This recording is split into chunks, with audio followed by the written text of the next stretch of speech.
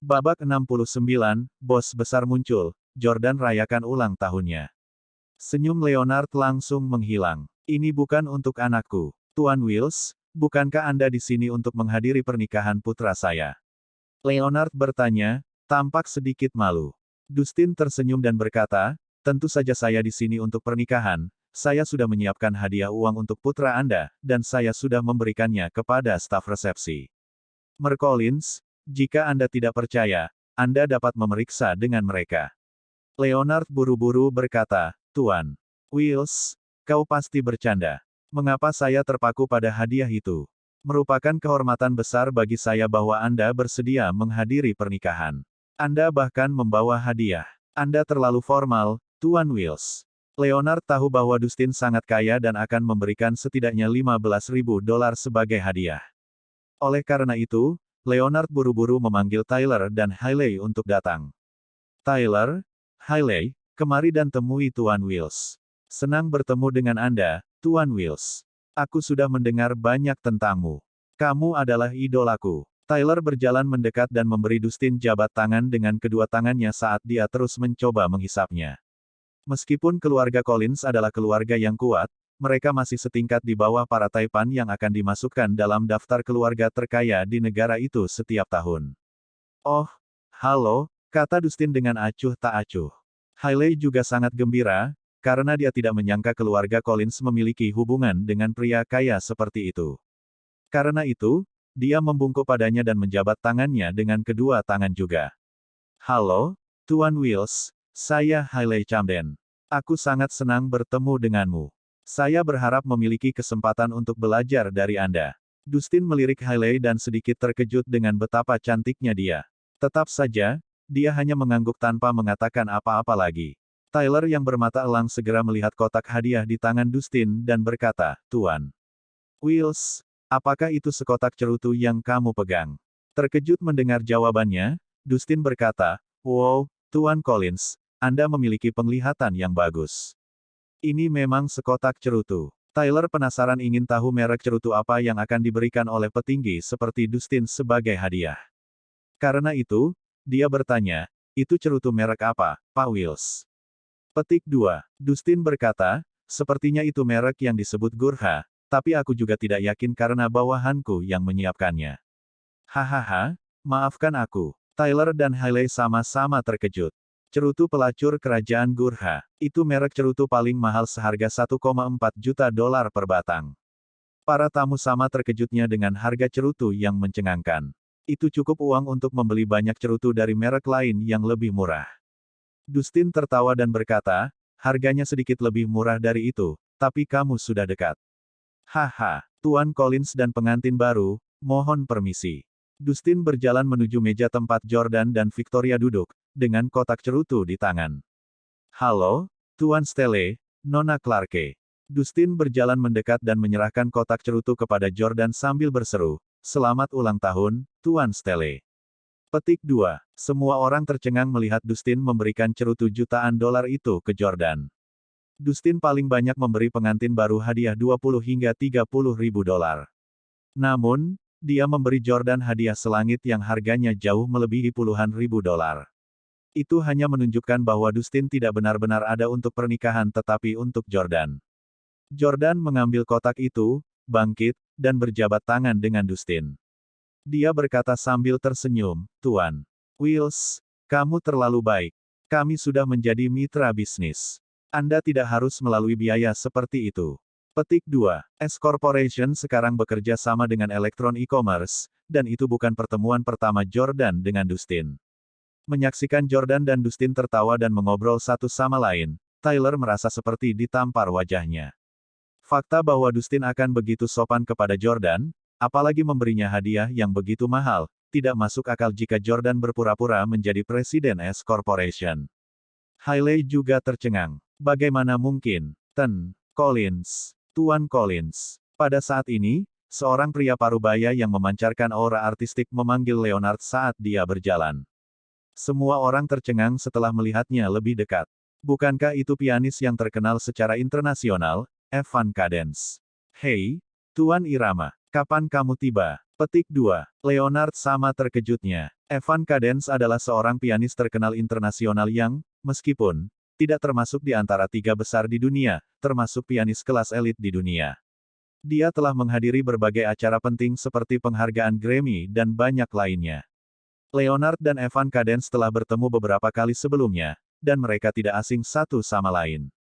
Leonard bahkan pernah mencoba meminta Evan untuk mengajari anak-anaknya bermain piano.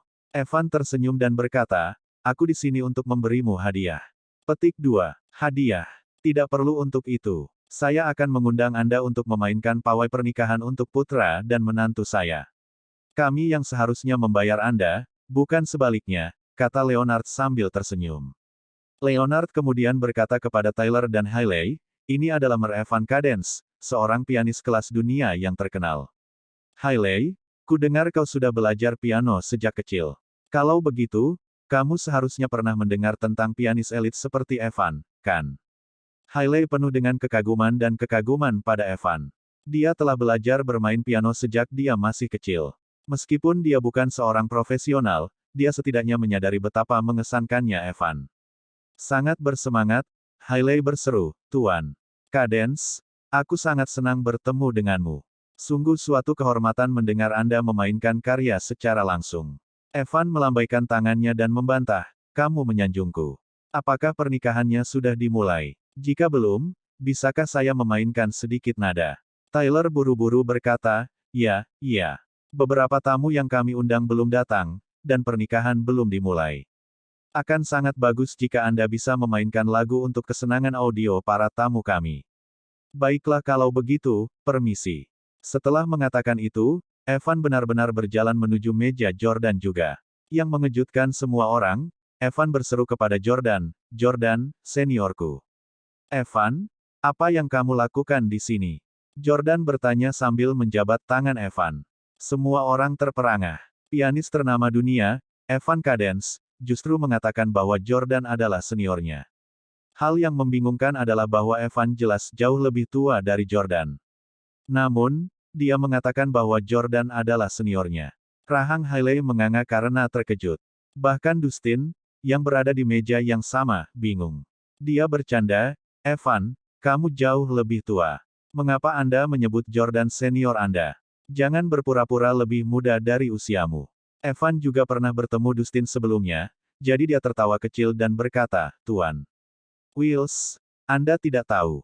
Saya diterima di Akademi Musik pada Juni tahun 1997. Saya pasti berusia 15 tahun saat itu, dan saya diajar oleh Gary Graffman. Jordan, maksud saya, Tuan Stelle, menjadi murid Tuan Graffman pada Januari tahun 1997. Saya bergabung 5 bulan kemudian, jadi itu membuatnya menjadi senior saya." Jordan tertawa dan berkata, "Saya pasti berusia kurang dari 2 tahun saat itu. Aku bahkan tidak ingat, haha."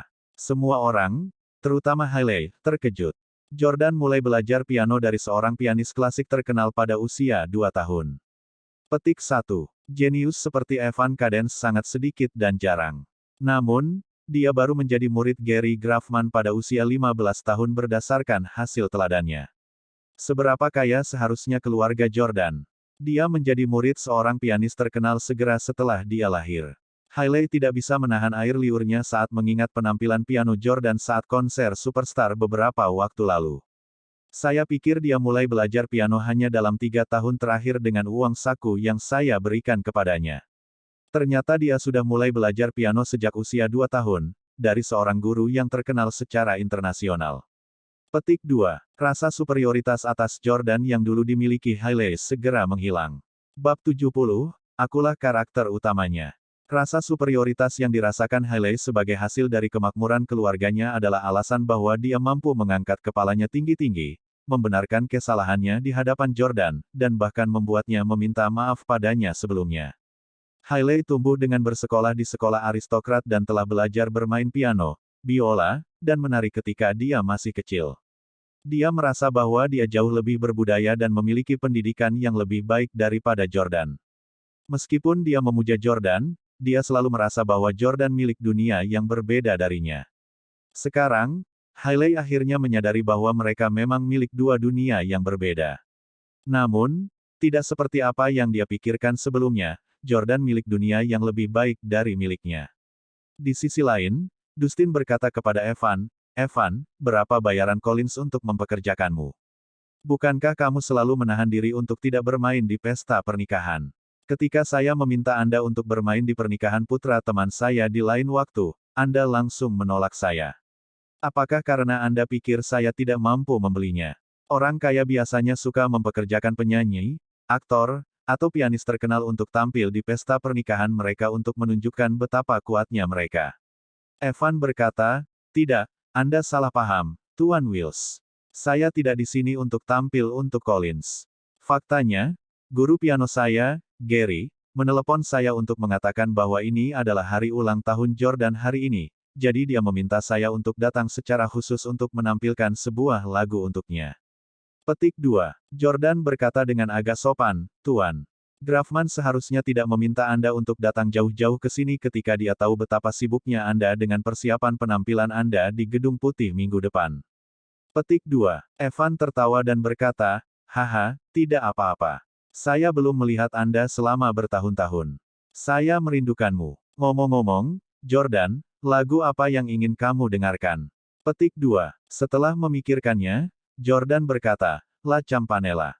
Begitu dia mengatakan itu, banyak orang menjadi sangat bersemangat, terutama salah satu wanita yang hadir yang pasti telah belajar bermain piano. Dia berteriak dan berseru, "La Campanella adalah salah satu dari 10 lagu paling sulit di dunia untuk dimainkan di piano."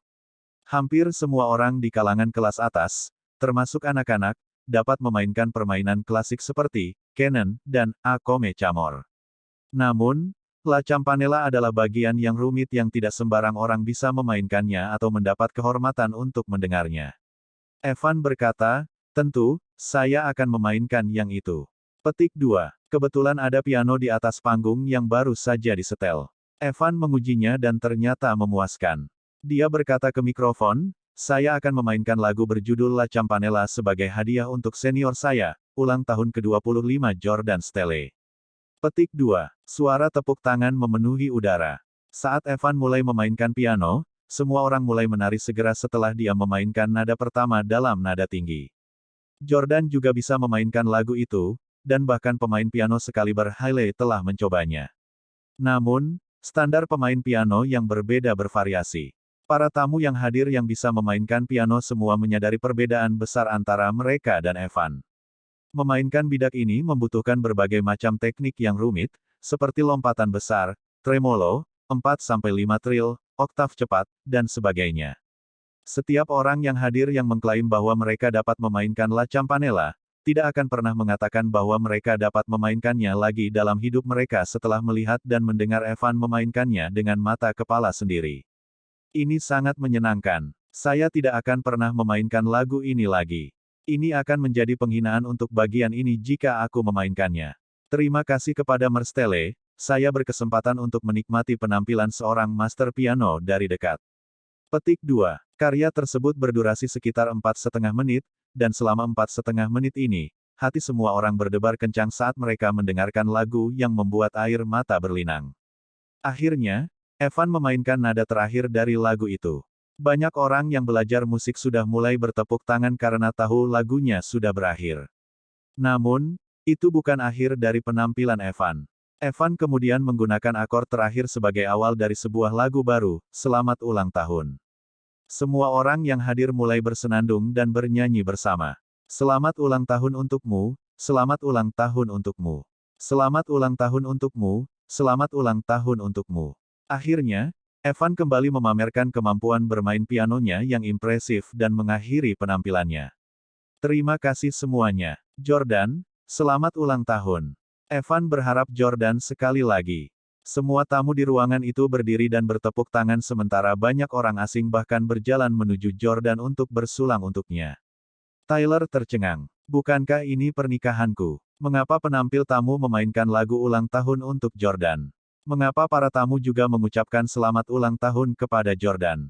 Petik 1. Bukankah pernikahan lebih penting daripada ulang tahun seseorang? Selain itu, Tyler lah yang membayar tempat dan pianonya. Mengapa Jordan Stelle mencuri pusat perhatian? Petik 1. Merasa sangat dipermalukan, Tyler berjalan ke arah Evan dan berkata, Tuan Cadence, bisakah Anda memainkan lagu lain, Maria G. Demer, untuk Hailey dan saya? Petik 2. Evan melihat arlojinya dan berkata, Hei, aku benar-benar minta maaf. Aku terlambat untuk penerbanganku, dan aku benar-benar harus pergi. Aku pasti akan menebusnya untukmu di lain hari. Petik 2. Setelah mengatakan itu, Evan memeluk Jordan dan pergi dengan tergesa-gesa. Halo. Tyler dan Leonard tidak bisa membuat Evan tetap tinggal terlepas dari bagaimana dia mencoba. Dengan ekspresi malu, Tyler berpikir, Evan Cadence jelas ada di sini demi Jordan Stelle, bukan untuk Collins. Victoria menyesap kopi dengan bangga. Dia telah menunggu lama untuk hari ini bagi Jordan untuk membalas dendam pada Tyler dan Hailey. Apalagi itu baru permulaan. Kurang dari 1 menit setelah Evan pergi, seorang pria muda tiba-tiba masuk dan berkata kepada Leonard, Tuan Collins, tiba-tiba ada puluhan orang di pintu masuk aula. Mereka tidak memiliki undangan, tetapi mereka bersikeras untuk masuk. Petik 2. Leonard membungkuk dengan dingin dan berkata, pernikahan yang diadakan oleh keluarga Collins bukanlah sesuatu yang dapat dihadiri oleh Tom, Dick, atau Harry. Semua tamu saya adalah figur terhormat dari Orlando. Beritahu orang-orang itu untuk tersesat. Pemuda itu berkata, Tuan Collins, mereka semua mengaku sebagai bos perusahaan besar. Mereka bahkan mengatakan bahwa mereka bersedia memberikan masing-masing $1.500 sebagai hadiah pernikahan, sebagai imbalan atas kesempatan untuk menghadiri pernikahan. Mendengar kata-kata pemuda itu, Leonard langsung terkejut. Ketika tamu lain mendengarnya, mereka mulai memuji dia juga.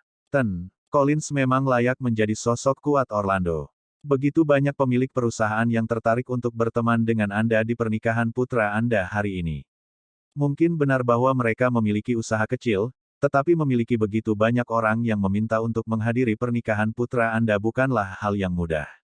Leonard mendengar pujian itu dan berkata dengan keras, karena begitu banyak pemilik muda dari perusahaan kecil ingin berteman dengan saya dan ini juga hari besar putra saya akan membuat pengecualian dan berbagi kegembiraan dengan mereka. Petik 2. Setelah itu, Leonard berkata kepada pemuda itu, biarkan mereka masuk. Beritahu staf hotel untuk menambahkan lebih banyak meja. Ya, pemuda itu segera bergegas pergi. Merasa sangat bermartabat dan bangga, Tyler membual kepada Hailey, apakah Anda melihat itu? Itulah seberapa tinggi status ayah saya di industri bisnis Orlando. Pemilik perusahaan-perusahaan kecil itu semuanya berusaha keras untuk membuatnya kesal. Petik 2. Hailey tersenyum kaku. Sekarang, yang bisa dia pikirkan hanyalah Jordan. Namun, dia masih senang melihat ayah mertuanya memiliki status yang begitu tinggi.